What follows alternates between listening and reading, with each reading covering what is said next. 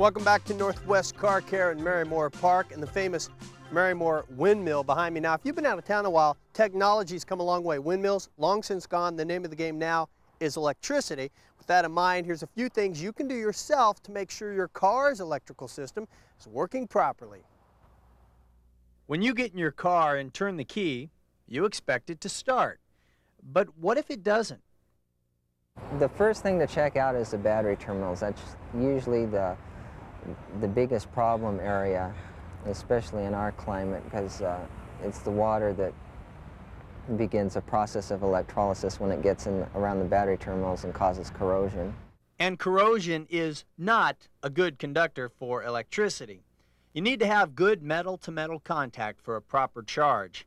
For cleaning purposes, you'll need a wire battery brush, which will clean both the connector and the post.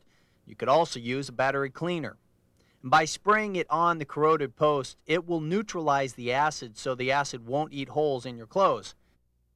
And after you've neutralized it, use a paper towel to clean off the area.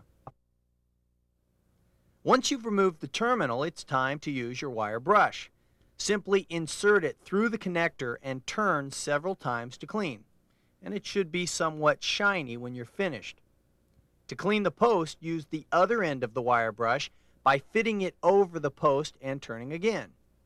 And now you can reconnect the terminal and repeat the process on the other side. Now, if you don't notice any corrosion and you still have problems starting your car, an analog voltmeter could help you locate the problem.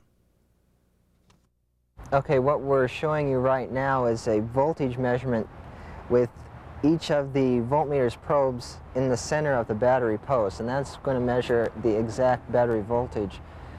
You need to make sure that you're really pressing hard with the probes into the posts, because sometimes you get corrosion on there and you don't get a good electrical contact. A well-charged battery should read between 12 and 13.5 volts with the engine off and 14 to 15 volts with the engine running. And by moving the probe, you can also check the terminal and cable for corrosion.